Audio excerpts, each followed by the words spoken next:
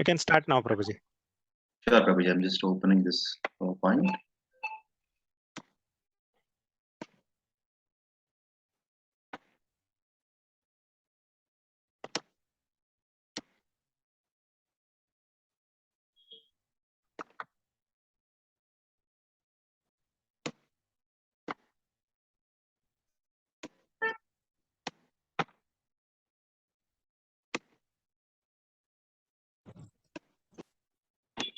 We'll start with Kirtan, Prabhuji, and probably followed, we can go into this session.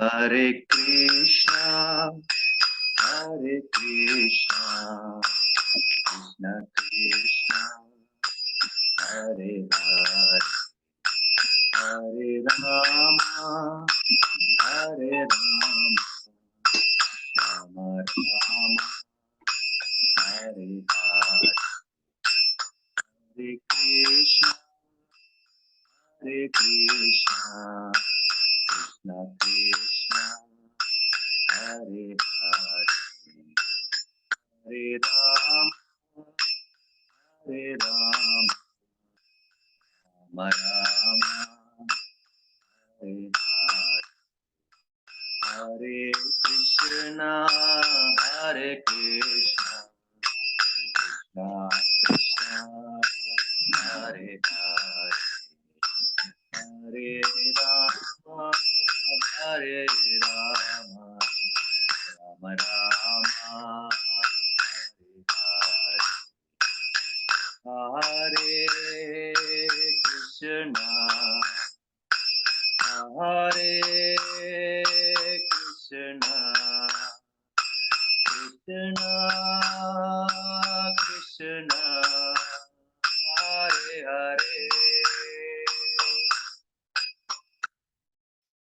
Hare Rama, Hare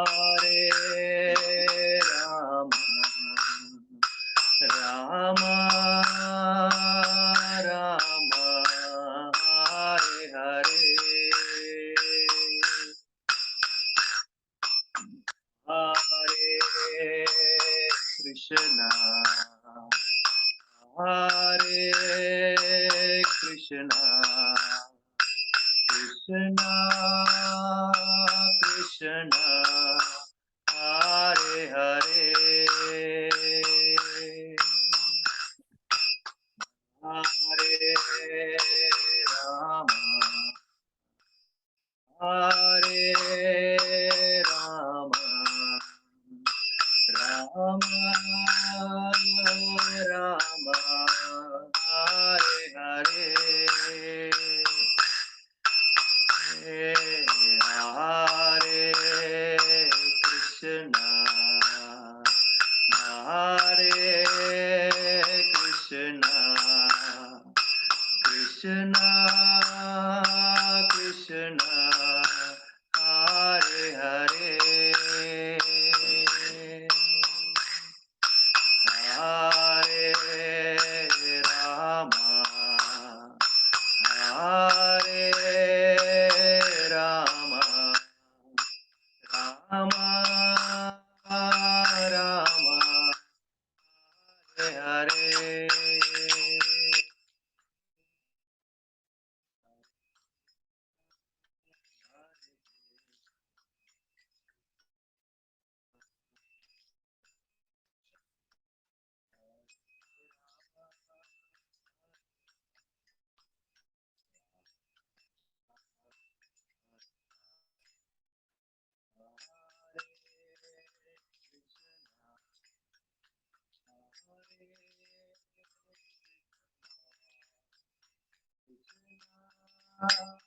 Krishna,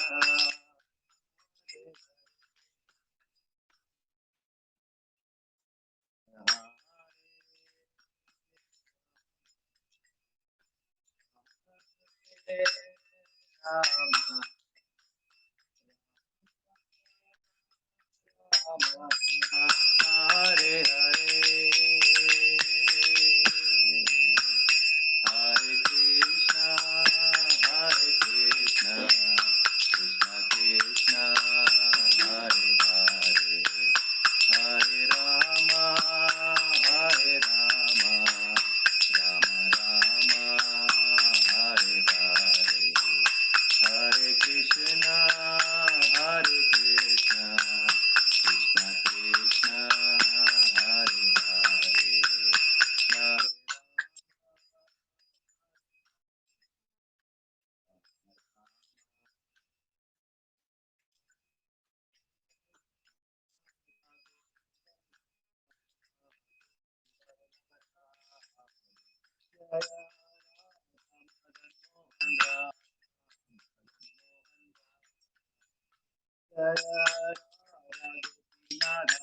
Radha Gopinath Radhe Jaya Radha Shama Sundara Radha Shama Sundara Radhe Jaya Radhe Jaya Radhe Jaya Radhe Jaya Sri Radhe Jaya Krishna Jaya Krishna Jaya Krishna Jaya Sri Krishna Jaya Krishna Balaram Krishna Balaram Krishna Balaram Jaya Krishna Balaram Jaya Krishna Balaram Jaya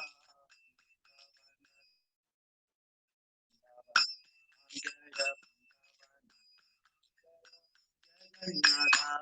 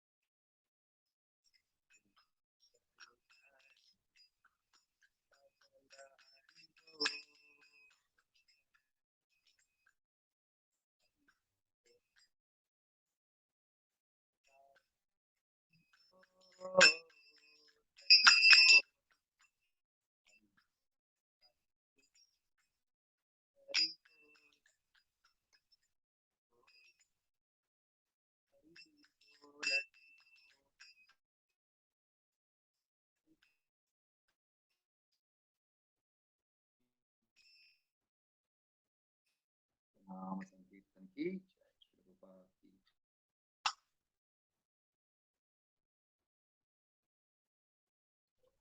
Hare Krishna, Prabhuji.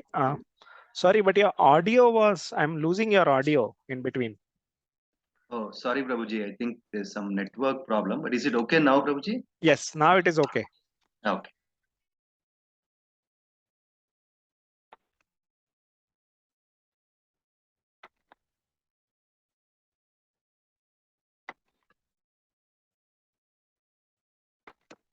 You are able to see my screen, Prabhuji, presentation? Yes, Prabhu. Yes, Prabhuji. Correct.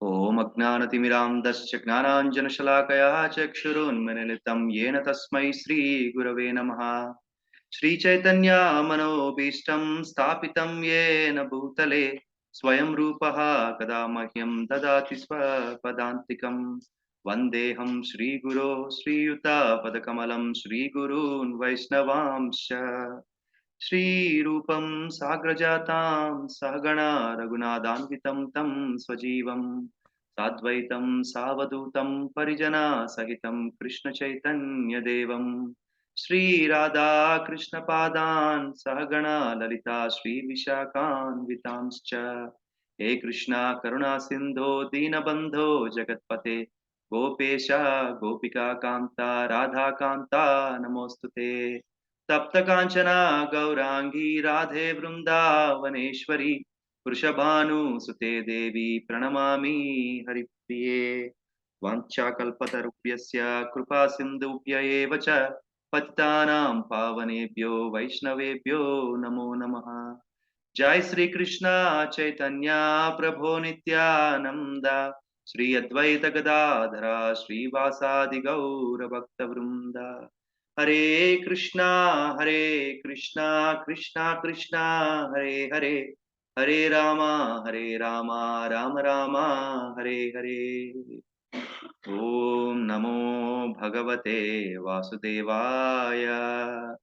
Om Namo Bhagavate Vasudevaya.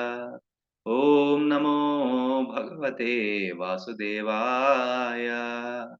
Narayanam Namaskrutyam Naran Chaiva Narottamam Devim Saraswatim Vyasam Tato Jayamudirayet Nashtaprayeshu Abhatreshu Nityam Bhagavata Sevaya Bhagavate Uttama Shloke Bhaktir Bhavati Naistaki Krishnaya Vasudevaya Devaki Nandanaya Cha Nandagopa Kumaraya Govindaya Namo Namaha Namah Pankajanaಭಾಯ Namah Pankajamaline Namah Pankajanetraya Namaste Pankajangre Namo Mahavadanyaya Krishna Prema Pradayate Krishnaya Krishna Chaitanya Namine Gauratvishe Namaha Namo Brahmanyaya Devaya Gau Brahmana Hitaya Cha Jagadithaya Krishnaya Govindaya Namo Namaha Nama Om Vishnu Padaya Krishna Presthaya Bhutale Srimate Bhakti Vedanta Swami Nitinamine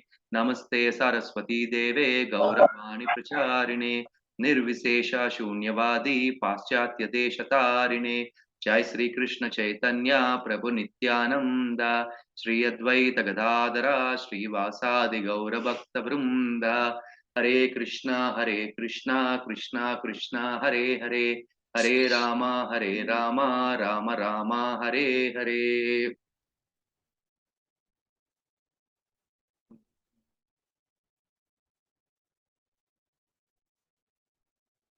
Hare Krishna.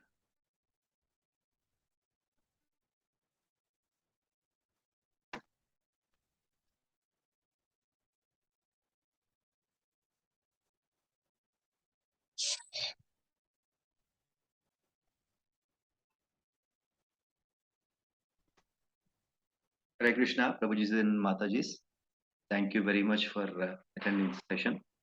I thank you very much for taking time on a Saturday morning and attending this session. And my humble obeisances to Srila Prabhupada and Guru Parampara. Thank you, Lilananda Prabhuji, Praveen Prabhuji, Shubhopal Prabhuji, and Mahesh Prabhuji for giving me this opportunity to discuss about Canto 2, Chapter 3 today. Let's go into the session. So today we are going to discuss about Chapter 3 of Canto 2 of Srimad Bhagavatam. And the name of this chapter is Pure Devotional Service, the Change in Heart.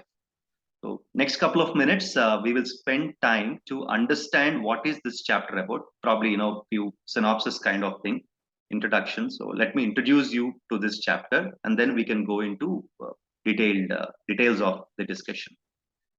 So there are 25 slokas in this chapter 3 of Canto 2 of Srimad Bhagavatam. And this chapter primarily deals or discusses about the pure devotional service towards Supreme Personality of Godhead. Right, and for easy reference, this chapter can be divided into 3 sections. Section 1 comprises from Shloka 1 to Shloka 9, and this section discusses about various demigods worship and how they benefit. I mean, what one gets by worshipping demigods, what kind of benefits that they can provide to us. And section 2, Shloka 10 to Shloka 17. This section discusses about worshipping Supreme Personality of Godhead. What is the difference between demigod worship and worshipping Supreme Personality of Godhead, and what one can attain? Section 3, Shloka 18 to 25. This section discusses about various senses and why they should be used in the service of Supreme Personality of Godhead. Right? So, if you look at the way these sections are divided, Sukdev Goswami, when he's explaining this to Parikshit Maharaj, right? And Sukdev Goswami, he himself is a great devotee, and Parikshit Maharaj is also a great devotee of Supreme Personality of Godhead. They can actually discuss about the direct worship of Supreme Personality of Godhead, Sri Krishna or Sri Hari.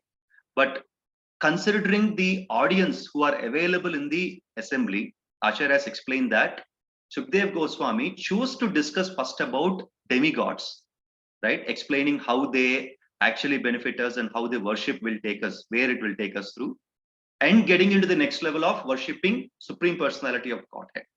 So it's like, if you look at it, it's like an SSR session which is started 5,000 years back already by Sukdev Goswami to Parikshit Maharaj and all the people who are in the assembly.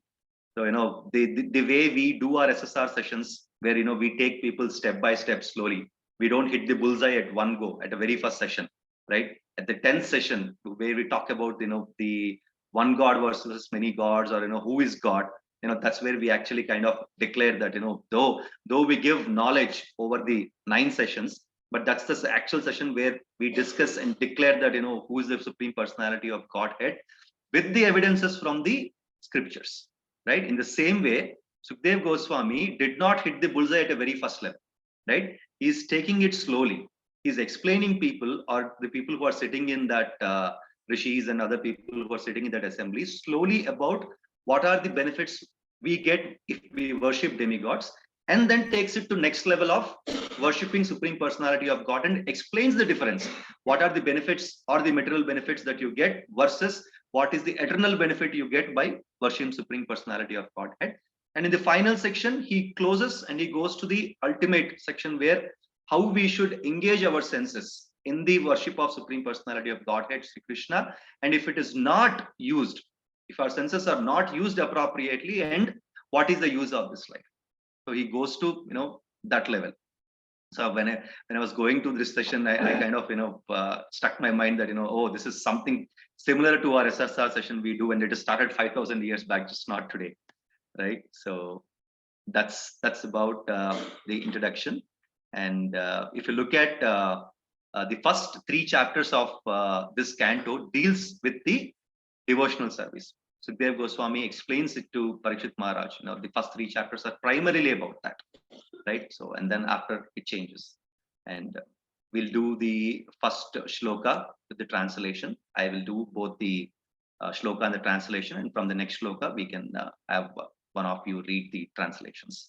So it goes like this. Sutta uvacha evam etan nigaditam prastavan yad bhavam mama nirnamyan mira mriyamananam manushyesu manisinam. The translation, Sri Sukdev Goswami said, Maharaj Parikshit, as you have inquired from me as to the duty of the intelligent man who is on the threshold of death, so I have answered you.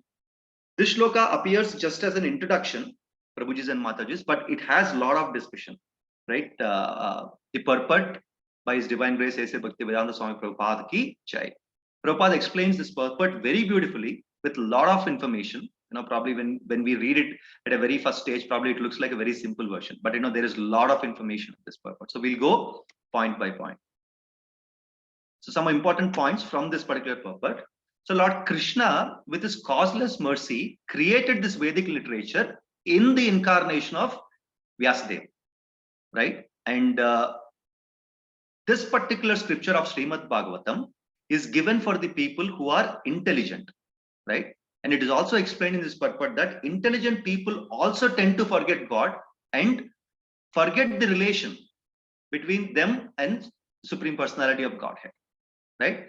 Therefore, this literature is given especially for the intelligent people who tend to forget the God or the relationship with the God, to re-establish the relationship, right? As we all know, Prabhujis and Matajis, there are different kinds of scriptures which deals with different kinds of people in the modes, different materialistic modes, like, tamoguna, rajoguna, satvaguna, right? So there are different types of Vedic scriptures which deals with people who are in these kind of, for example, there are certain literatures or the Vedic scriptures who deals with the people who are in tamoguna.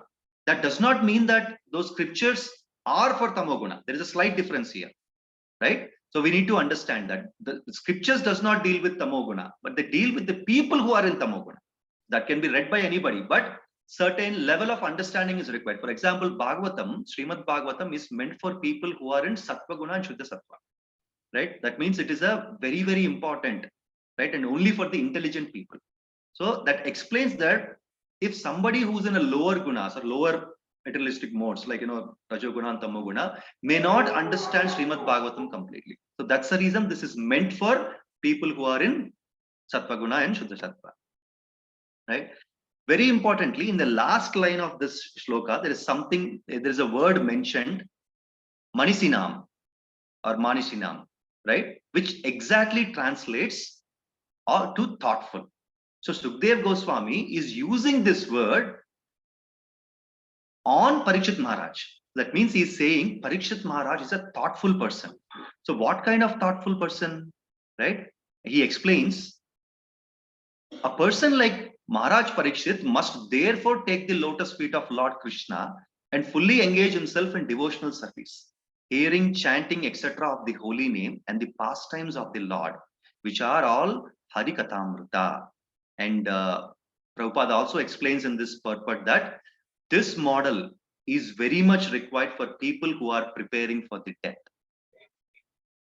Right? So this is probably Prabhupada is explaining this, keeping Parikshit Maharaj as an example, but this is applicable for all of us, isn't it? Right? One day or other, all of us will have to die, if not today, tomorrow, or maybe after a couple of years. But the question here is, Prabhuji and Matajis, are we preparing for death? Right? So, when Bhagavad Gita also talks about this. In 8th chapter, Krishna says, Antakale cha mameva smaran muktva kalevaram. Ya prayati samadbhavam yati naschatra samshayah.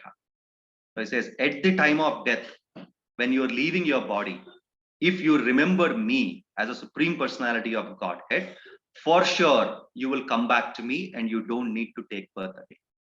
So Krishna is confirming this in Bhagavad Gita, right? Very, very clearly to us. So the question is, are we preparing for that? Are we preparing for the death? So that's exactly what Sukdev Goswami is mentioning Parikshit Maharaj with the word called Manisinam, right? So that means thoughtfulness. So Parikshit Maharaj, Sukdev Goswami used this word because Parikshit Maharaj is actually thoughtfulness. Because when he knew that he's going to die in 7 days, he did not sit and cry and he did not sit and regret, right? Rather, he went forward understanding what is the goal of life. And he wanted to understand Srimad Bhagavatam, and he understood a lot of things out of it, and he died happily, right? So that's the reason the word of Manishinam is used. We'll go to the next section. Okay. So shlokas from 2 to 7 are explained here. This is one section. So this is a big translation given for all these shlokas. So primarily 2 to 7 deals with worshipping of demigods. So what one will get a benefit of worshipping a demigod. So Prabhuji and Mataji, somebody wants to read this translation. Anybody wants to do that? Hare Krishna Prabhupada. Hare Krishna Mataji, please go.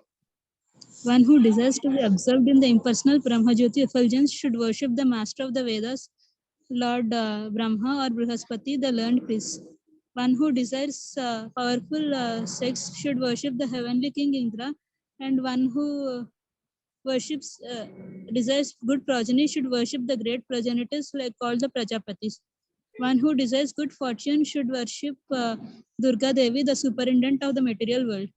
One desiring to be very powerful should worship fire, and one who aspires only after money should worship the Vasus. One should worship the Rudra, incarnation of Lord Shiva, if he wants to be a great hero. One who wants a large stock of gains should worship Aditi. One who desires to attain heavenly planets should worship the sons of Aditi. One who desires a worldly kingdom should worship Vishwadeva, and one who wants to be a one who wants to be popular with the general mass of population should worship the Sadhya demigod. One who desires a long span of life should worship the demigods known as the Ashwini Kumaras, and the person desiring strongly built body should worship the earth. One who desires stability on his post should worship the horizon and the earth combined. One who desires to be beautiful should worship the beautiful residents of the Gandharva planet, and one who desires to a good wife should worship the Apsaras and the Urvashi, the society girls of the heavenly kingdom. One who desires domination over others who worship Lord Brahma, the head of the universe. One who desires a tangible fame should worship personality of Godhead, and one who desires a good bank balance should worship the demigod Varuna. If one desires to be a greatly learned man, Sorry, ma'am. he should worship Lord Shiva. And if one desires a good marital relation, he should worship the chaste goddess Uma, the wife of Lord Shiva. Hare Krishna. Thank you, Mataji. Hare Krishna. It's a long translation. Purport is again, couple of pages for this translation by His Grace Bhaktivedanta Swami Prabhupada. Right. So, couple of important points to explain. To start with, Shukdev Goswami explains how one should worship in case we need to fulfill any of the material desires of demigods. I mean, which demigod to be worshipped for what material desire in this 2 to 7 shlokas, right? So if you look at this, Prabhujis and Matajis, all of these desires are material. They're not transcendental or not spiritual, right? And it is explained that, a devotee should definitely not have any of these desires, because our working, or probably, our consciousness, devotee's consciousness, is much more higher compared to a materialistic person consciousness, right? And in fact, Krishna goes to confirm in Bhagavad Gita 7.20 that only less intelligent people do this, right? So and that means it is clearly said that intelligent people should not do this, right? So, for example, if we take Ravana or Hiranyakashipu, what they have done, right? They have performed tapasya to get materialistic boon, right? Versus great devotees like Dhruva Maharaj and Prahlad, where they do not have any kind of materialistic desires. But eventually, what happened for Ravana and Hiranyakashipu, who worshipped demigods like Lord Shiva and Lord Brahma, and who got great boons from them, right? So it is very, very clearly evident that, all these materialistic benefits, though we get from the demigods, are not permanent. They are only temporary. So it also explains, Prabhuji and Mataji's, difference between demigod and Paramatma, who's Sri Hari, Vishnu, or Sri Krishna, right? So it is like this. Let's say, I'll take my example probably. My father owns a liquor shop, right? But if I go to purchase liquor from him, will he give it to me? Versus I go to a different liquor shop to buy a liquor. Is it possible? If I go to a different liquor shop, they will immediately give me whatever I want, right? But if I go to a shop, the liquor shop where my father owns it, my father is running it, will he give it to me? He will not. Though he is running a liquor shop and he is giving it to all other people who are at my age, or maybe younger to me or older to me, or whatever it is. But if I go to purchase, he will not give it to me. He will say, why you want and all, right? So that's the difference between demigods and Paramatma. So Paramatma is like my father. Demigods are like other liquor shop owners. So I go and pick it up from them. They will give me for my materialistic benefits. But my father will not give it to me. So my father is Krishna. They will question me. Why? So Krishna will give me what I need, not what I want. So that's the difference, right? So that's the difference between demigods and Paramatma. And Shukdev Goswami in this purpose, he also goes to explain what is the real importance of a human life, or a value of a human life, which probably humans are not understanding, especially in this society. So he goes saying, it is a human birth is a rare of the rarest opportunities, right? Maybe not in this chapter. I don't recollect in which chapter, but in one of the cantos or chapters, Shukadeva Goswami says a beautiful verse from Srimad Bhagavatam, which goes like this: Labdva sudarlabhuvidam bahusambhavante manushya marthata manityam apihadiraha Turunam yatedana patedanu mrutyuhu yavat nishreyasaya vishayah kalu sarpahasya. This shloka explains that human birth is the rarest opportunity, and one should not waste this rarest opportunity, but put this in the service of Lord Sri Krishna and finally attain moksha. So that is very, very important. So Prabhupada in this purport also explains Prabhuji and Mataji's about death, right? So death is inevitable because we know that human form we have taken birth, right? And one day, some or other day, all of us will have to die. But how are we utilizing this opportunity? Death is inevitable; nobody can avoid it. But how are we utilizing this opportunity, right? So, as confirmed in Bhagavad Gita, second chapter, Krishna says, "Jatasya dhruvo mrityor dhruvam janma mrutasya cha tasmada parihare tena tvam shochitam arhasi." That is inevitable. There is nothing much we could do about it, right? A person who takes birth will have to die, and a person who dies will have to take birth. So why are we worried about this temporary arrangement? Is what Krishna is saying. But the question here is, are we preparing for the death? Are we ready? As I also mentioned in my previous slide, right? Are we preparing for the death? How important it is, right? I think in 8th chapter again Bhagavad Gita says, "Yam yam vapi smaran bhavam tyajakyante kalevaram tam tameva iti kaunteya sada tad bhava bhavitaha." Krishna says this, and he says, at the time of your death or the time that you leave your body, whatever your consciousness is, you will take birth in that form in your next life, right? So it's very, very clear. It says, death is inevitable. How are you preparing for it, right? By worshipping demigods, we will only get all these temporary arrangements, right? Hiranyakashipu had the most comprehensive insurance policy. Could he be saved? No, definitely he is not, right? So he knows everything. Lord Krishna knows everything. Whatever boons that he got from Lord Brahma, there is a way. Rakhe Krishna mare Krishna rakhe koi. If Krishna wants to kill, nobody can save. If Krishna wants to save, nobody can kill. Right? Whatever the comprehensive insurance policy that he's taken from Lord Brahma, everything is literally broken. Broken in the sense, none of the boons were broken. Whatever the boons Lord Brahma has given to Hiranyakashipu, none of them were broken. But yet, could he avoid death? No, he could not. Right? Because his consciousness is not a prophet. He's a dharmic. Right? That's the reason he had to be killed. So death for such kind of personalities, if somehow if you have to say such kind of great personalities also is inevitable, unavoidable. Then what are we?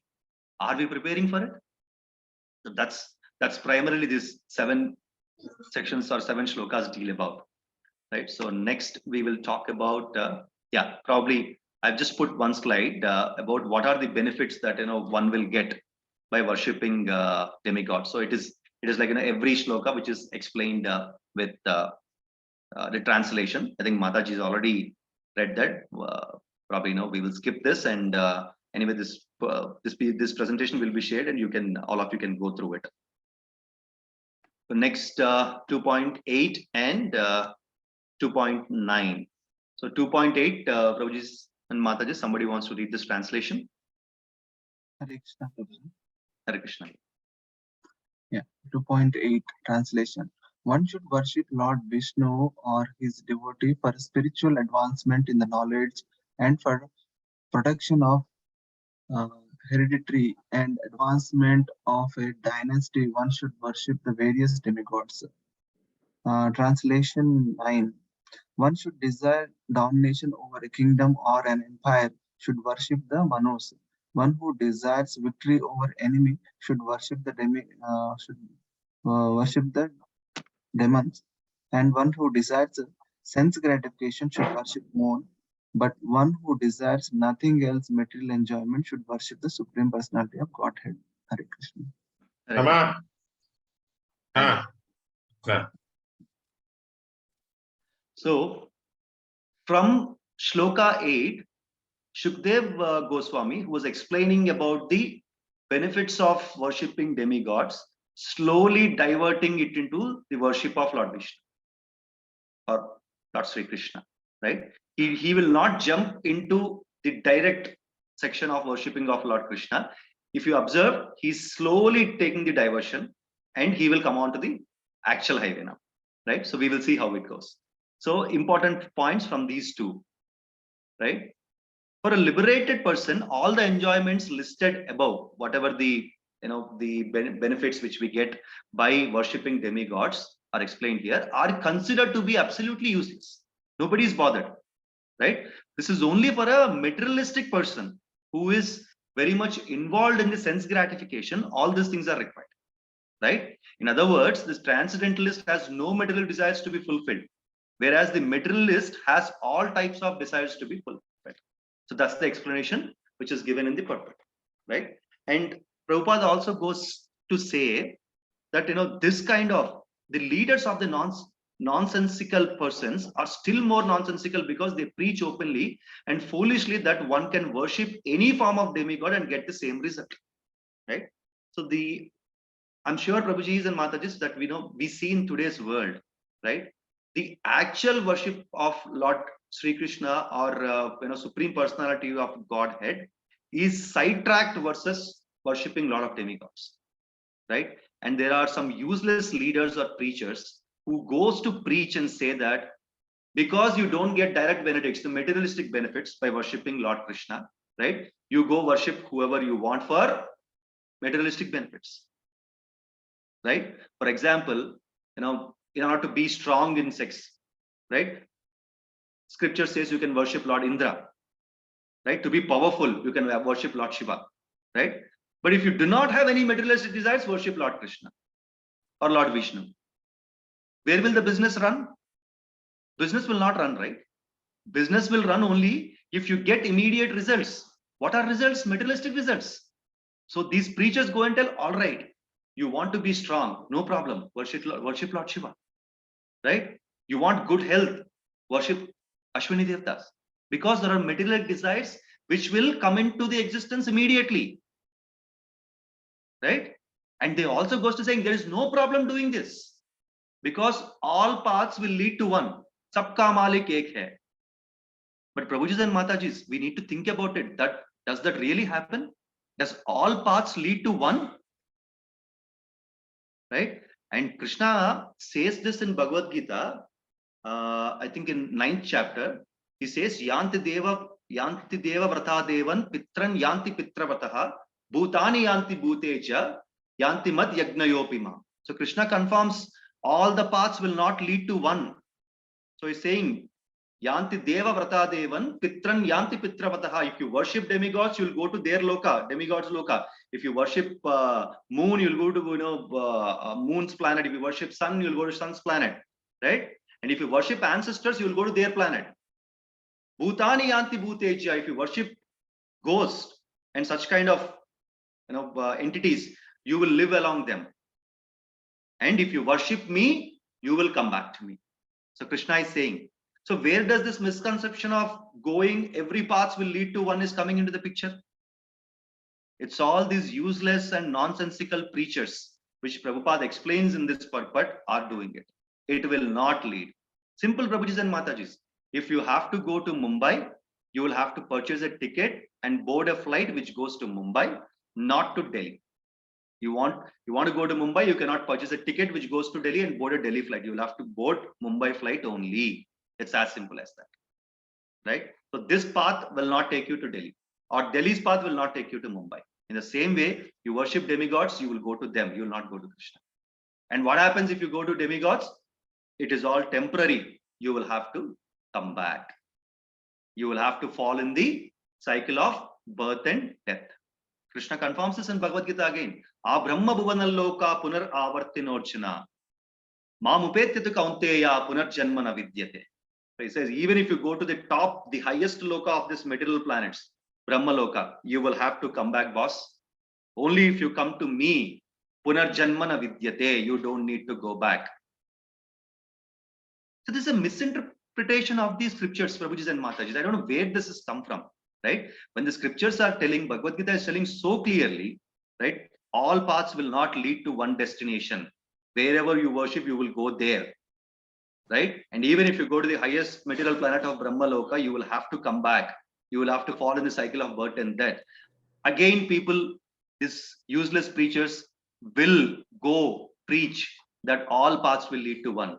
And foolish people, materialistic people will listen to them. Right? This is an unfortunate situation of today's society. And and also explained in this purport, one who has no desire for material enjoyment should worship Supreme Lord Sri Krishna, the personality of Godhead. And this worshipping process is called devotional service.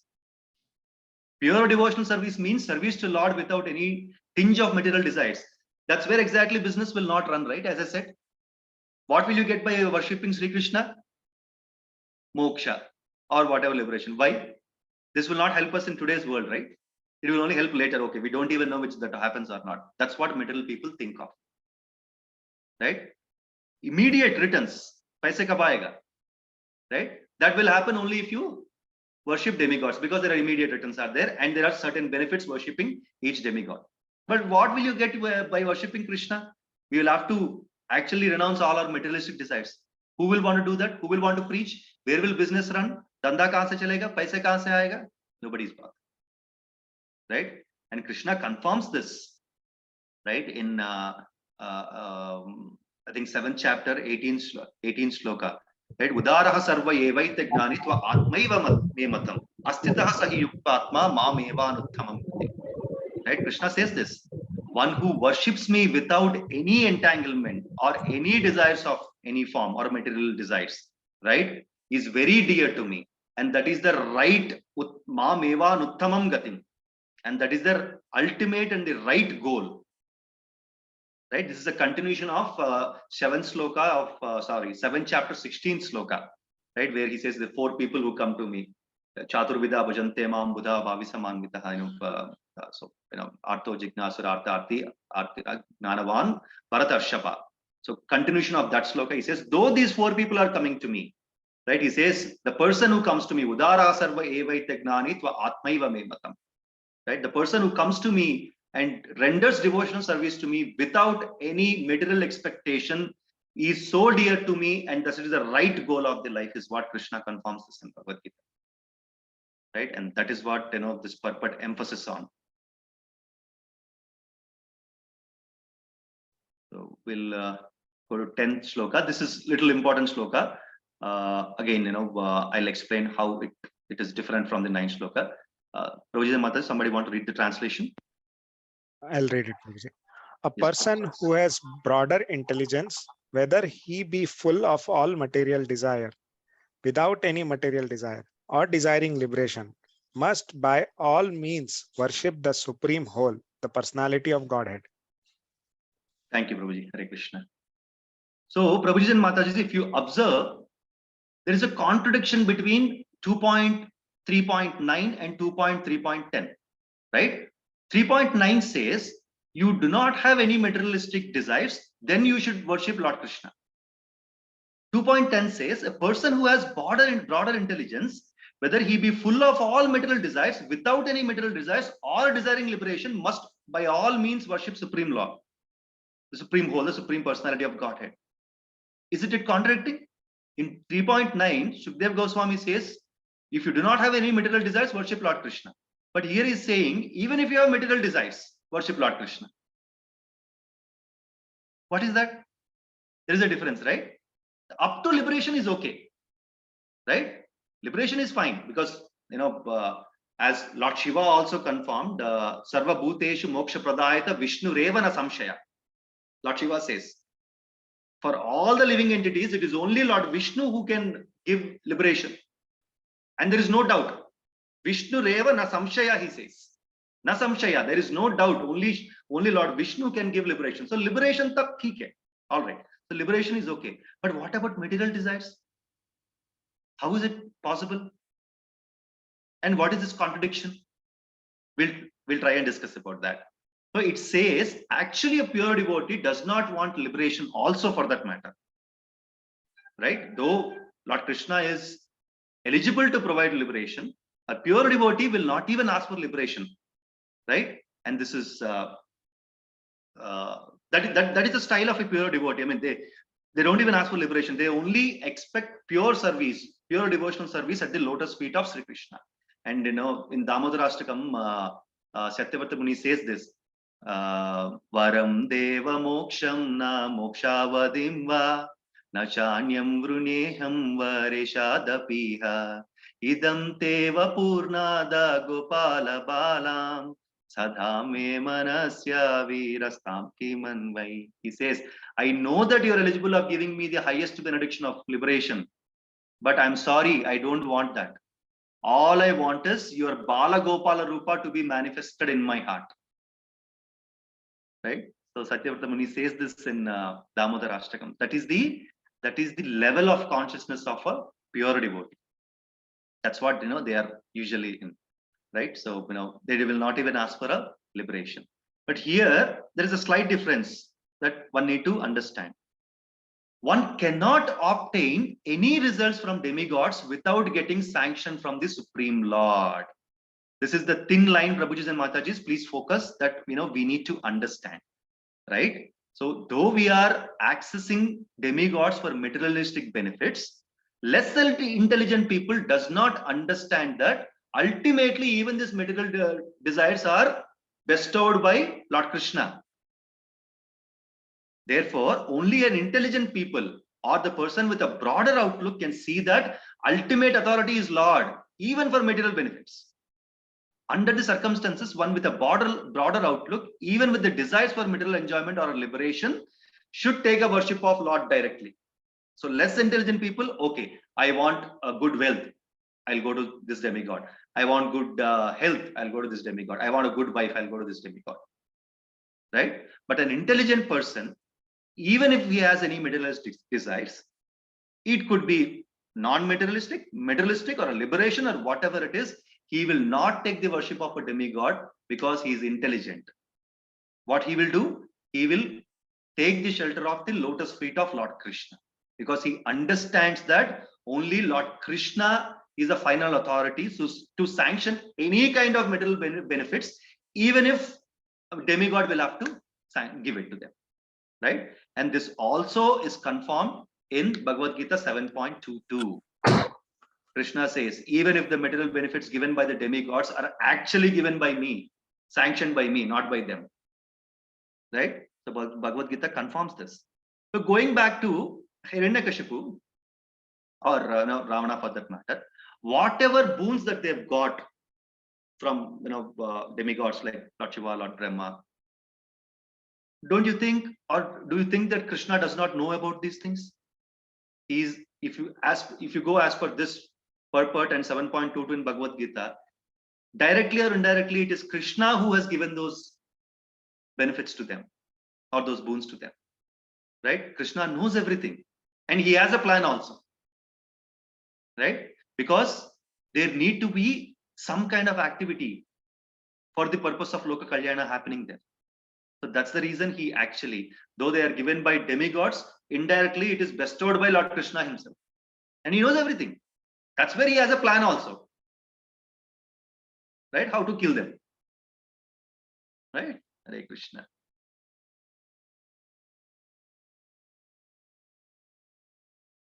So section 11 and 12, 13. Yeah. These three slokas. Probably Prabhuji and Mataji, three of you, one by one, can read the translation. Probably who want to do 11?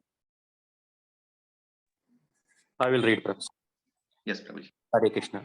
All the different kinds of worshippers of multi demigods can attain the highest perfectional benediction, which is spontaneous attraction, unflinchingly fixed upon the Supreme Personality of Godhead, only by the association of pure devotees of the Lord. Shall I continue, Prabhu? 12th translation. Yeah. 12th translation. Transcendental knowledge in relation with the Supreme Lord, Hari is knowledge resulting in the complete suspension of the waves and whirlpools of the material modes. Such knowledge is self-satisfying due to its being free from the material attachment and being transcendental. It is approved by authorities. Who could fail to be attracted? And 13th translation.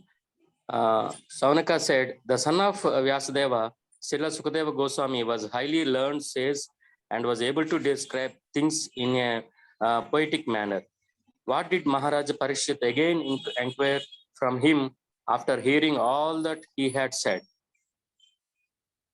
Thank you, Prabhuji. Hare Krishna.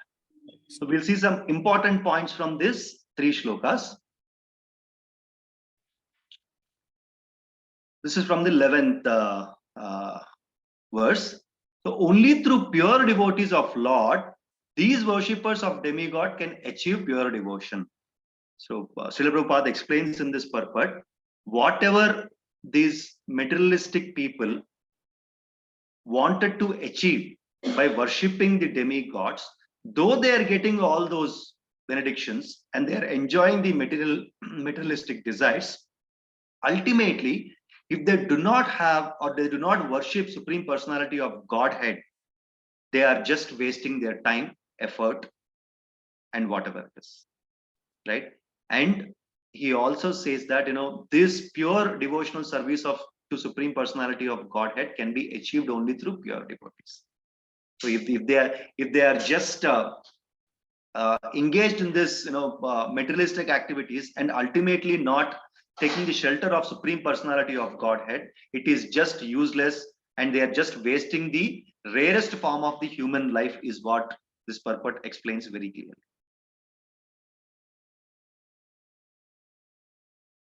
And 12th translation, Prabhupada talks about whatever the knowledge that we are gaining, from all these demigods and different sources, unless we have the knowledge about Lord Hari, the life is useless.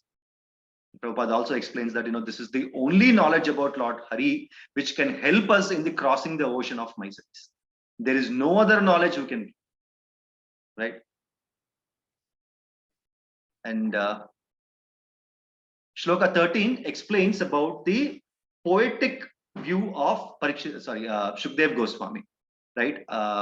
As mentioned in Chaitanya Charitamrita, 26 prominent qualities or features of a devotee. Being poetic is one of them, right? And this being poetic is absolutely connected towards Shukdev Goswami, of the way he actually explained the complete Bhagavatam and all the 18,000 verses. 14, 15, and yes, okay, all right. So we'll go with 14 and 15. So I will read the translation for 14 and 15 this time. The 14th, Sutta Goswami says, please continue to explain such topics to us because we are all eager to hear. Besides the topics which result in the discussion of Lord Hari should certainly be discussed in the assembly of devotees. And 15, this shloka talks about Maharaj Parikshit and what kind of a person he is, right? So Maharaj Parikshit, the grandson of the Pandavas, was from his very childhood a great devotee of Lord. Even while playing with dolls, he used to worship Lord Krishna by imitating the worship of the family deity. So we all know about Parikshit Maharaj, how he was born and how Krishna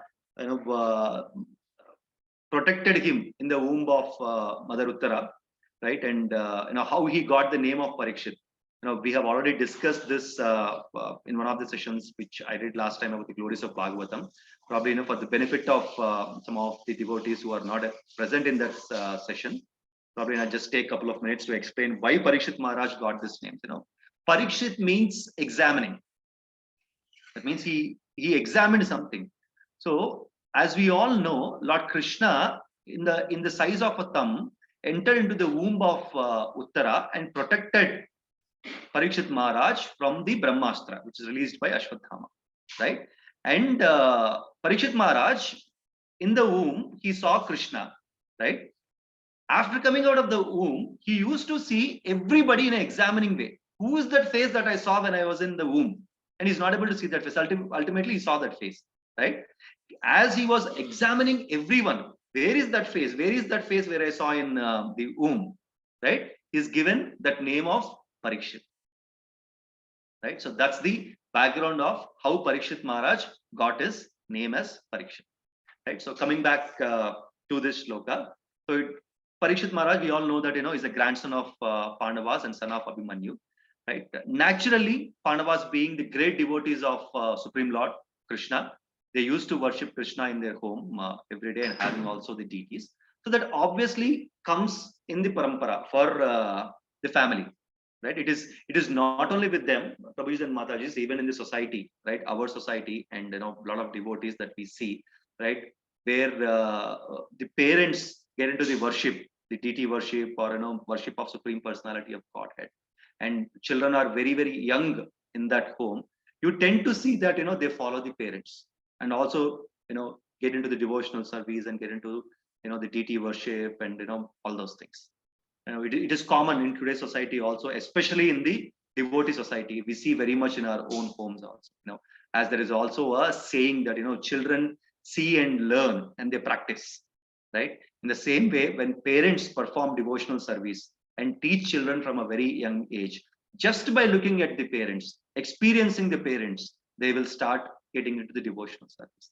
In the same way, Parikshit Maharaj, naturally, as his forefathers, his Pandavas, and probably his entire family are great devotees of Lord Krishna, he naturally became the devotee of Lord Krishna. And he's so blessed that he had blessings of Lord Krishna. Lord Krishna himself protected him even before he was materially born in this world. So technically, Acharya has explained that Parikshit Maharaj is a devotee of Lord Krishna even in the womb.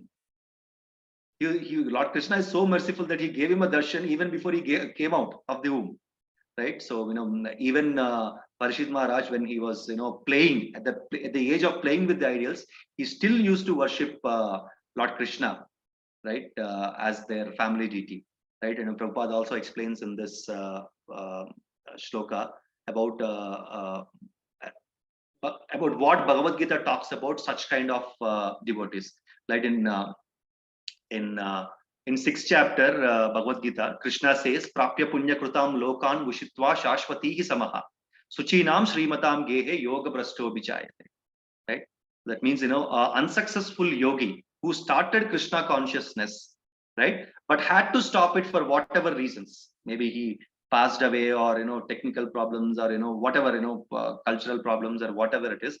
He stopped the devotional service onto the God, will take birth in his next life in a family of rich or pious brahmanas and continue from where he stops,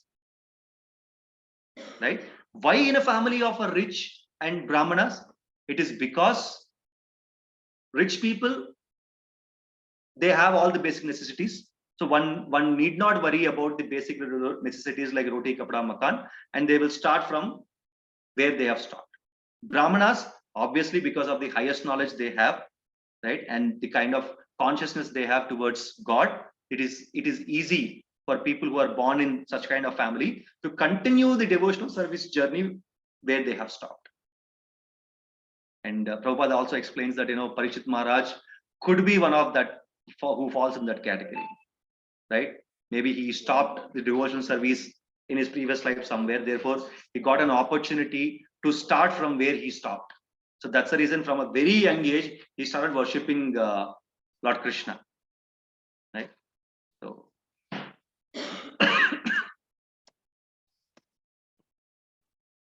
2.16 and 17. One of you want to read the translation, Prabhujis and Matajis? Anyone? Can I read, Prabhuji? Yes, Prabhuji. Hare Krishna. Hare Krishna. 16 translation. Sukadeva Goswami, the son of Vyasadeva, was also full in transcendental knowledge and was a great devotee of Lord Krishna, son of Vasudeva. So there must have been discussion of Lord Krishna, who is glorified by great philosophers and in the company of great devotees. Translation 17. Both by rising and by setting, the sun decreases the duration of the life of everyone, except one who utilizes the time by discussing the topics of all good personality of Godhead. Hare Krishna. Thank you. Hare Krishna. The 16th translation or this shloka has a lot of significance. We'll see what are the important points. Then I will explain. So the word satam used in the 16th verse means the pure devotees who have no other desire to serve the Lord. So Shukdev Goswami is considered as satam, right? Shukdev Goswami, he's at different level, right? So it is explained that Shukdev Goswami never used to wear clothes also. He was always in that form, right? And because Shukdev Goswami's consciousness level is so high that he always believed that he does not belong to this material world. So what is the point of wearing clothes? This body, this is not me. This body is not me. I'm a soul. So he has that understanding and strong belief. So he never used to worry about that, right? That's the reason he's referred as Satam, which means the pure devotee of Lord who has no materialistic desires, right? And it is also explained that only in the association of such devotees like Sukdev Goswami, the transcendental glories of Lord Krishna can be properly discussed, right? So that is very, very important. It is said by the Lord that his topics are full of spiritual significance. And once one properly hears about him in the association of Satam, which is a pure devotee, certainly one's senses of the great potency and so automatically attains to the devotional stage of life. So Krishna confirms this. When somebody hears such kind of, his about his pastimes, his activities, under the guidance of such spiritual master, like Sukdev Goswami, who's referred as Satam, right? They will eventually attain the devotional stage of life. And Bhagavad Gita supports this too. In 4th chapter, Krishna says, Janma karma chame divyam evam yo vetti tatpataha tektva deham punarjanma naiti mameti sivachuna. So Krishna says, whoever understands his karma and his birth and discusses his pastimes will surely attain him after leaving the body. And what to mention about hearing about such pastimes or transcendental activities of Lord under the guidance of such spiritual master like Shukdev Goswami, right? So very, very, very, very important. So and there is also a word which says Vasudeva Parayanaha in this shloka, which means the discussion is only about Vasudeva, right? There is no discussion about any other person or any other activity. It is very, very natural, Prabhujis, because the discussion is happening between Shukdev Goswami and Parikshit Maharaj, if you see. And if two devotees are coming together, great devotees of Krishna, maybe both of them have their own paths, but ultimately both of them are great devotees of Krishna. Maharaj Parikshit has a different path as a king. Shukdev Goswami has a different path as a spiritual master. But ultimately, both of them are great devotees of Krishna. So whatever their paths are, right? If two great devotees come together, naturally the discussion will be about the God only, right? There will not be any discussion about the material activities or any other thing, right? They will discuss only about God, right? So the two great devotees are taking two different roles here, right? We can't compare who is higher and who is lower. Both of them are great devotees, but one has taken the role of a spiritual master who's sitting on the Vyasasana and explaining it to his follower, and one devotee is taken the role of disciple to sit and hear about Lord Krishna, right? So what else can be more soothing than this? As I said, discussion between two great devotees naturally will be about the Lord. 17th verse indirectly confirms the greater importance of utilization of the human form of life to realize our lost relationship with the Supreme Lord by accelerating the devotional service. So, Prabhupada affirms very strongly in this shloka that, the overall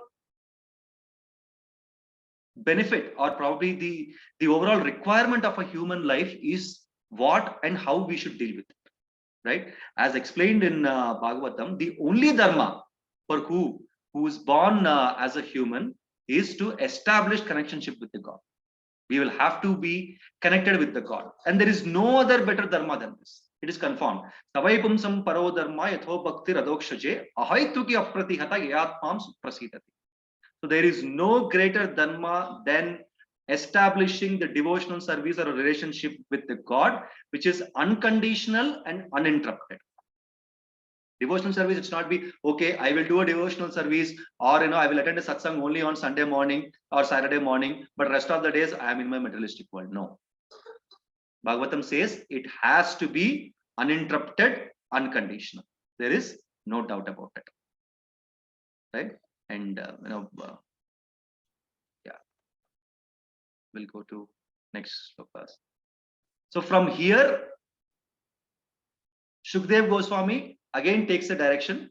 He goes into connecting our senses to the service of the Lord and how they will have to be. And if we don't do that, how will it be? All right. So I will read these two translations. So number 18 translation says, do the trees not live? Do the bellows of blacksmith not breathe all around us? Do the beasts not eat and discharge semen? 19th, men who are like dogs, hawks, camels, and asses praise those men who never listen to the transcendental pastimes of Lord Krishna that deliver from evils. Right? So he's taking a different term. Right? We'll see what are the important points. So Bhagavatam confirms or affirms on how a person should live, but how actually people are living in this materialistic world is comparative, right?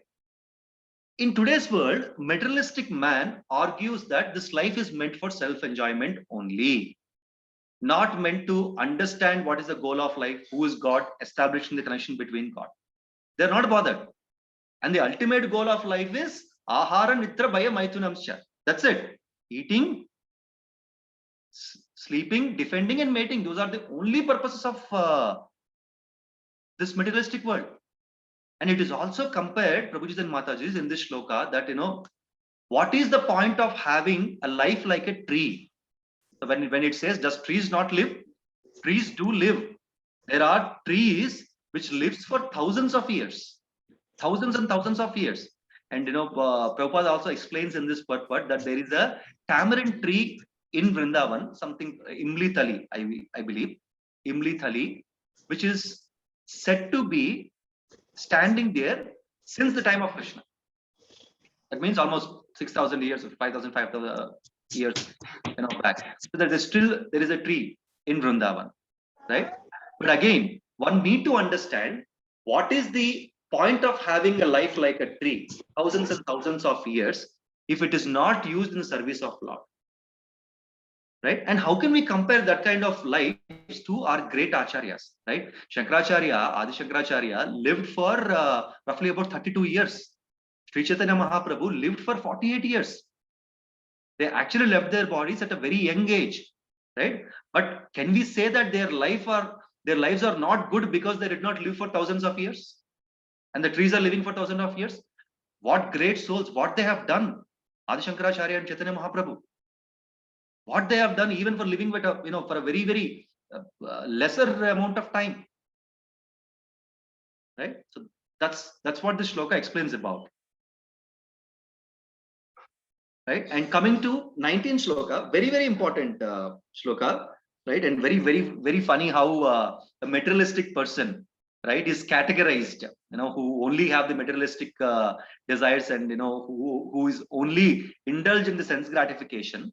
Right, how Shukdev Goswami compares them to these four societies, right? So these materialistic people are compared into the four categories, are probably classified into four categories. First category is dogs. Why dogs? With the advent of the modern education, Prabhujis and Matajis, our intelligence has taken for a toss. So we are only indulged in getting the marks, right? And we are holding the resumes, running from company to company and getting rejected how the dogs are rejected in the society. So there is no less comparison than dogs and humans if we are only indulged in this kind of activity, right? Next is hawks, eating habits. it is explained in Bhagavatam that, humans should have a selective eating habits. Very, very importantly, we should only consume the remnants of Lord, Prasadam, right? And whatever we will have to offer to the Lord, only that kind of Prasadam need to be consumed, not anything else and whatever that we want. We can't kill animals and consume them just because our senses will be satisfied. Our tongue will be satisfied. Right? We can't do that. Right? And Krishna explains in Bhagavad Gita what can be offered to him. Patram pushpam phalam toyam yo me bhaktya prayachati. Tad aham bhaktya upakhratam ashnami prayatatmanaha. He says, you can only offer me patram pushpam phalam toyam. Krishna never said, we can offer whatever, you want. He's very, very clearly classified. Only these 4 things is what you can offer me. And whatever you offer me out of these 4, with great devotion and love, I will accept. There is no problem. Right? And that's where humans who are into the materialistic desires and who are running behind the sense gratification are compared to hogs or pigs, right? When it comes to eating habits. Right? Camels. Camel is an animal which is very, very happy eating thorns, right? And when thorns are chewed, right? Obviously, because of the thorns, the tongue will get cut and blood will come out. Camel will not even recognize that, it seems, right? It thinks the taste of the camel's blood is very, very good, and it compares that with the thorns. So camel thinks the taste of the thorns is good. It will not even realize that the taste is coming out of its own blood. Such a useless, dumb animal camel is, right?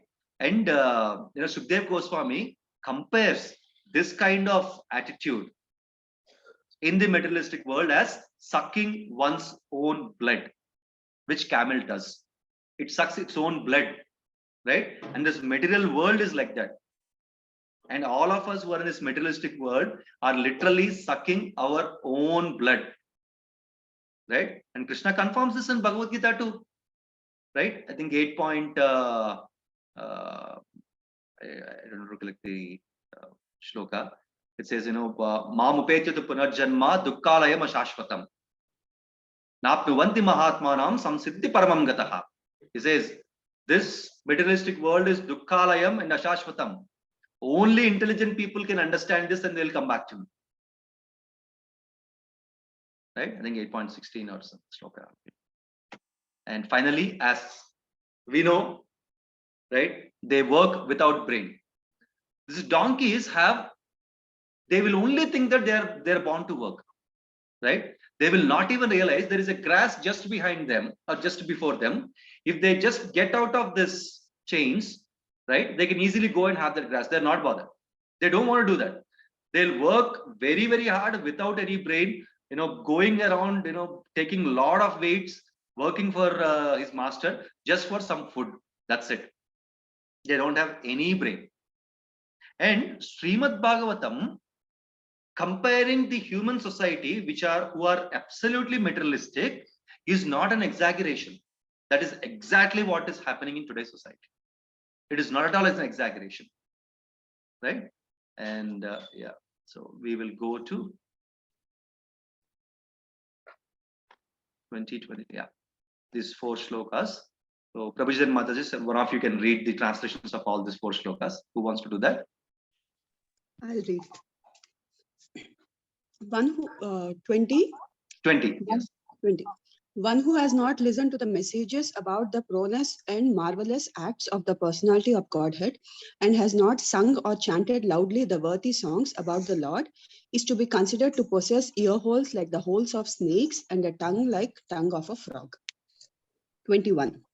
The upper portion of the body, though crowned with a silk turban, is only a heavy burden if not bowed down before the personality of Godhead, who can award mukti, freedom.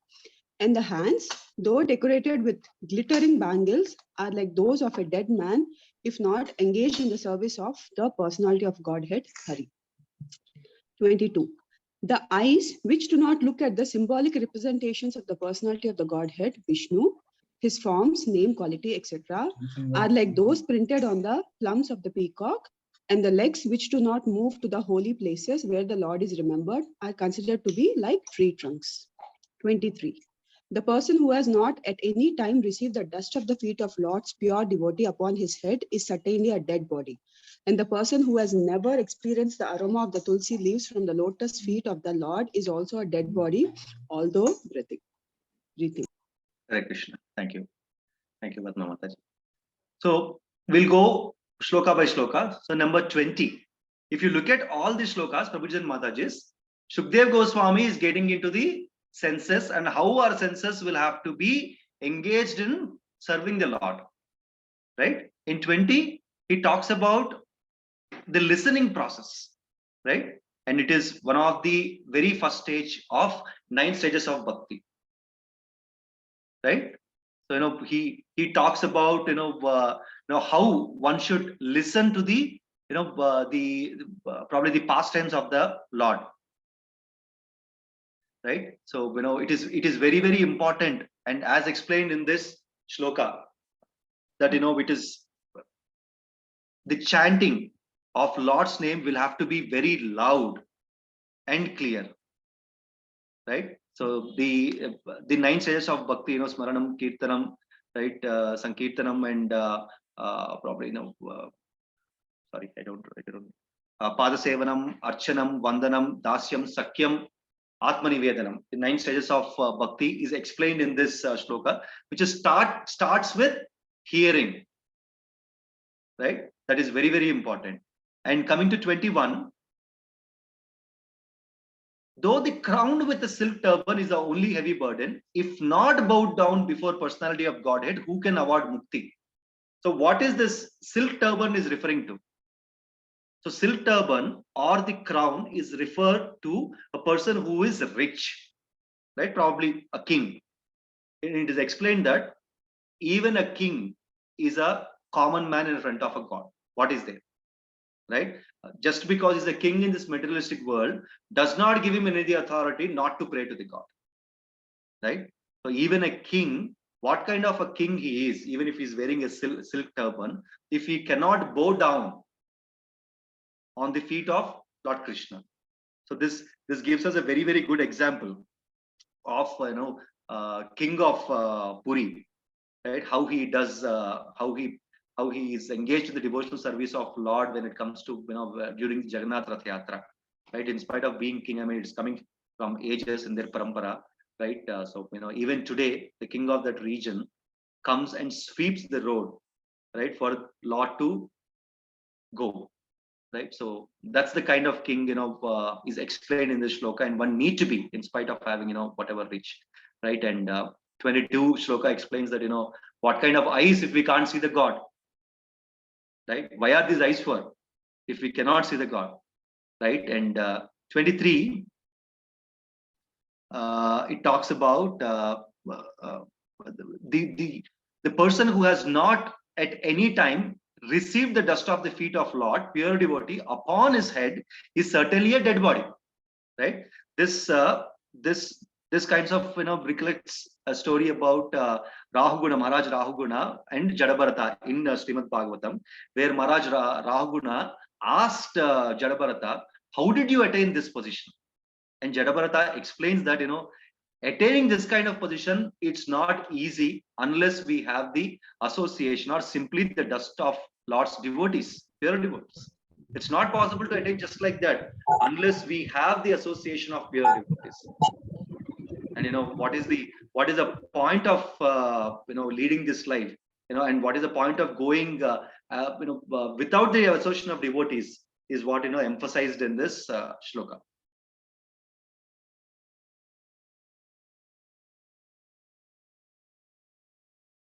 So 24, I think this shloka is this is almost the closing shloka. Very, very important before we go into the 25th. Prabhuji and Mataji, somebody wants to do this 24? I'll read it, Prabhuji. Certainly that heart is steel framed, which in spite of one chanting the holy name of the Lord with concentration does not change when ecstasy takes place. Tears fill the eyes and the hair stand on end. Thank you, Prabhuji. Hare Krishna. So it is explained that Lord Krishna is the property of his devotees, right? It is not easy to attain Lord Krishna unless we have the association of the devotees, right? It is not easy. Krishna is not easy to attain. I mean, he himself confirms this in Bhagavad Gita. Ananya chetaka satatam yo mam smarate nityasaha tasyaham sulabaha partha nitya yukta upasate. So he says, tasyaham sulabaha partha. It is only easy for them who is always engaged in the devotional service with the devotees. It's not easy, right? In the same way, if the devotional service is not happening properly and it is not melting your heart at one point of the time, what is the use of it, right? And if our eyes are not filled with tears when we are chanting the holy names of Lord, and our heart is not melting, then it is nothing but a steel framed heart, right? Chaitanya Mahaprabhu says in Sikshastakam, right? Nayanam galad ashrudaraya vadanam gadgada hridaya gira pulakair nichitam vapu kada tava nama grahane bhavishya. When will the tears flow out of my eyes? When will the hair stand on my hand? And when will my throat goes numb when I'm chanting your name? And what is the point if none of these are happening? What is the chanting? What is the point of chanting the holy name? Right? Is what Lord Chaitanya Mahaprabhu says. We'll see that. The devotional service should manifest change in the heart. Right? So if it is not happening, if the devotional service is not happening and is unable to manifest or a change in the heart, then it is purely because of the offenses only. It is not happening because of the offenses. There is no way. So it is explained in this purport by Srila Prabhupada that the devotional service or a chanting of holy names is capable of even melting a steel heart. If it is not, then that means there is something wrong. And what is wrong? It is purely because of committing the offenses, right? And before we go, and verse 24, Srila Prabhupada also explains that, and he emphasizes on how careful a devotee should be in the devotional service without deviating, right? And it is very, very important that out of the 10, the points that we read in all of our prayers, right? The mistakes which should not commit against Vaishnavas, right? This is very, very important and emphasized in this shloka, right? The closing shloka of 25, Sudha Goswami says, your words are pleasing to our minds. Please therefore explain this to us as it was spoken by the great devotee Shukadev Goswami, who is very expert in transcendental knowledge and who spoke to Maharaj Parikshit upon being asked. So this need to understand, Prabhuji and Matajis, that there are discussions going on between Suta Goswami and his disciples in Naimisharanya about the discussion which has happened between Shukadev Goswami and Maharaj Parikshit. That's the understanding this sloka gives us, right? So with this, I think we can close this before we have some takeaways from this session. So very important takeaways as we discussed along this session. We'll just summarize. So number one, thoughtful, right? So Manishinam is what the meaning given for Parikshit Maharaj by Shukadev Goswami, who is very, very thoughtful. He did not sit and regret. Rather, he decided to understand what is the purpose of life and what is an ultimate goal, right? And demigod worship, we have seen, how materialistic desires will be fulfilled by demigod worship, and what is the ultimate worship that we need to take, and how a devotional service to be manifested, right?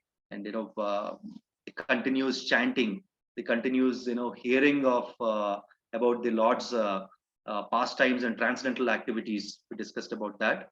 And qualities of a pure devotee. There are 26 qualities of a pure devotee, which is explained in Chaitanya Charitamrita.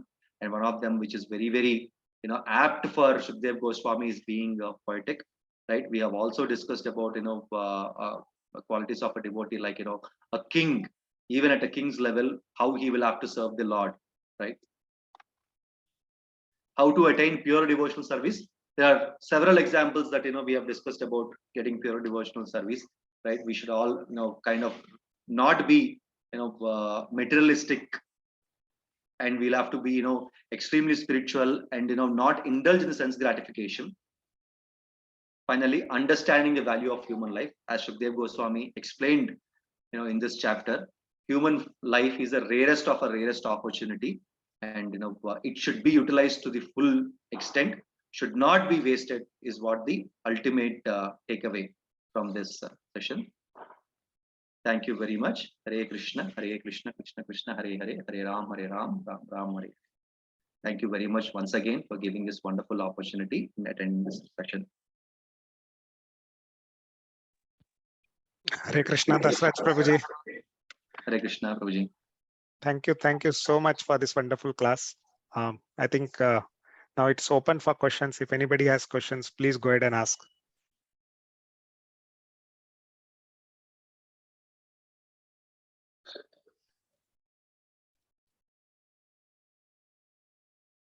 Any Nobody have comment? any questions? So probably nobody understood anything what I told. That's the reason I don't have any questions. No, Prabhuji, it's other way around. It's very clear what you said. Extremely clear, and you are so fluent, so very fluent, and so well. I think you have studied Bhagavad Gita very nicely. You remember the shlokas, you quoted them very well, Prabhuji. Very nice. Thank you so much. Hare Krishna, Prabhu. Hare Krishna, Prabhuji. Dandat Pranam. Dandat Pranam, Prabhu. Very nice, Prabhuji. This shows how well you are immersed into scriptures, and you told about Chaitanya Charitamrita. You quoted so many verses from Bhagavad Gita, and of course the Srimad Bhagavatam, and also Prabhupada's purport. I think you have digested most of it. I don't know how you manage your time. Hare Krishna. Hare Krishna. Nice. How much time do you spend reading, Prabhuji? Per day? It's not fixed, Prabhuji, based on the time we get, but at least, I'll make sure that every day at least half an hour, 45 minutes I spend in reading scriptures. Very nice, very nice. I think that is the key of success. You are continuously associating with Srila Prabhupada. That's how you have gained all this. So, very nice, Prabhuji. I am very much inspired by you, and I learned that I should also start reading and have that conviction from you. Prabhuji, you gave a very nice example of the liquor shop. But although understanding that, we still tend to, this is my view, and you can correct me, Prabhuji. On one hand, we say that Sarva Dharman Parityaja, and we understand that we are not at that level to give up everything and take up to Krishna consciousness fully. Complete surrender. That is still not there at heart. To be frank, there are still some contamination. We still want material enjoyment. So all that is still going on. So with that, do you think still we should give up demigod worship? On one hand, what does demigod worship means is to just paying obeisances, nominally going to the temple, coming back, and only till that extent I'm talking about. So on one hand, we can say it's like respecting the demigods and not neglecting them. So how to draw that line, if you can enlighten something? Sure, Prabhuji. Prabhuji, first of all, I don't think I'm qualified to, answer this question. I'm at a very, very, starting level. But I will just reiterate the words of Lilananda Prabhu, what he always explains us, right? So these are not my words. I'm just repeating what Lilananda Prabhu says, right? So, number one, regarding, surrender. So surrender is a big word, Prabhuji, right? So we are very, very far from it, right? Forget about surrender. We can't even, give up basic things, right? So, it's a very, very big word for us. So we will have to start small, definitely, right? So we'll have to renounce certain materialistic activities and engage ourselves into the devotional service as more possible, eventually getting into the that level, right? And, if you also look at Prabhuji, Sri Krishna spoke about surrender. Sarvadharman parityaja mamekam sharanam vraja aham tvam sarva papebhyo mokshasyami mashuchaha. In the final chapter of Bhagavad Gita, he did not talk about that in the first chapter or second chapter or third chapter. So that is a process, evolution of the process over a period of time. right? So it will have to go step by step is what I feel. And probably all of us by Krishna's grace will have to be ultimately be there, right? One day, we'll all pray to Krishna that we will have to be there, possibly in this life, so that we don't need to take birth again, right? And second thing, again, Lilananda Prabhuji's words regarding the demigod worships. I don't think we should actually stop any of the demigods worship, right? We need to understand who is ultimate, respect demigods for their positions, right? And definitely we can perform basic worship or pujas. We can go to temples, there is nothing wrong in it, but understanding who is ultimate, right? And realizing what is the ultimate truth, right? Krishna says in Bhagavad Gita, Matta Sarva, sorry, I forgot that verse. He says that I'm the ultimate truth. There is no truth beyond me. Matta parataramna anyat kinchit astidananjaya mai sarvamidam protam shutre manigana iva. Right? He says there is no ultimate truth above me. I am the ultimate truth.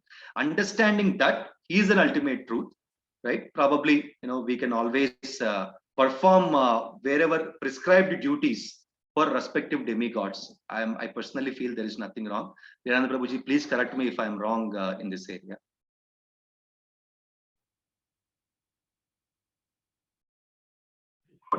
No, Prabhuji, absolutely correctly. Am I audible, Prabhuji? Yes, Prabhuji, you are. Yeah, no, you absolutely told it right, Prabhuji. I mean, this is not only something that I have told, I have also learned it from my Diksha Gurus, and Srila Prabhupada himself has told many times that demigod worship, considering demigods to be equal to the Supreme Lord, is an offense. That is part of a 10 offense, in fact, right? For chanting the holy name. And we should be respectful to demigods. There is nothing like because we know the superior will illiterate the inferior, right? I mean, or the servant. That's not the case. Our gratitude for demigods should increase after coming to Krishna consciousness. After coming to Krishna consciousness, our understanding of demigods and devatas, so to say, should lead to more appreciation and gratitude for what they are doing for us. That's the whole understanding.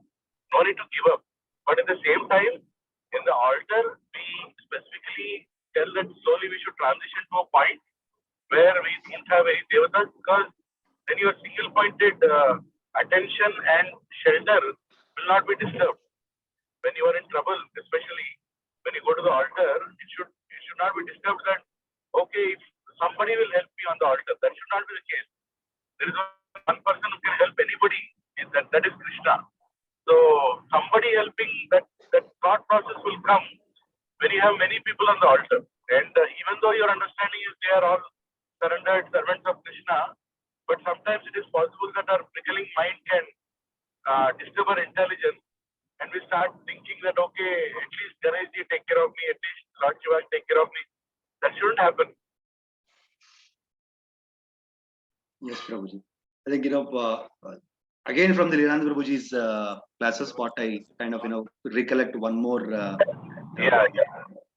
Sorry, Prabhuji, please go ahead. You're saying something. Okay, so again, from Lilananda Prabhuji's sections, which I hear, probably, Prabhuji also quotes that, the ask from the demigods when we worship them should not be for materialist desires, but the kind of devotional service they give to Lord Krishna, and the kind of Krishna prema that we should ask for that.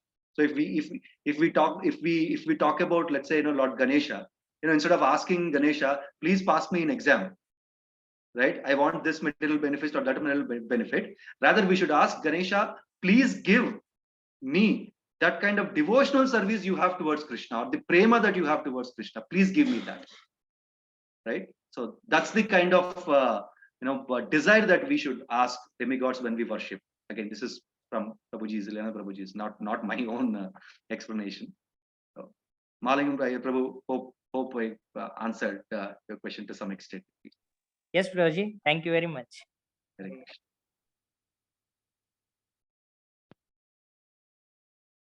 Okay, Prabhuji, then we'll close the class. Thank you everyone for joining. Vancha kalpatarubhyasya kripa sindhu bhayeva cha patitanam pavanebhyo vaishnavebhyo namo namaha. Ananta Koti Vaishnav Vrinda ki jai. Srila Hare Prabhupada Krishna. ki jai. Prabhuji, sir. Sorry, Prabhuji. Yeah, you're saying something, Prabhuji. Please go ahead. No, I just wanted to tell everyone that I am on the way to VSK actually. Our dear one calf, Bhakti, she became a mother today. She just delivered a baby calf. Haribol. Haribol. Haribol. So we are kind of grandparents now. Suniti's daughter is Bhakti and Bhakti is son or daughter, I don't know. I have to go and see. First grandchild of PSK. Haribol. Haribol. Haribol. Great. Haribol. It's Haribol, another Haribol. vriksha. Another Huh? bhakti vriksha.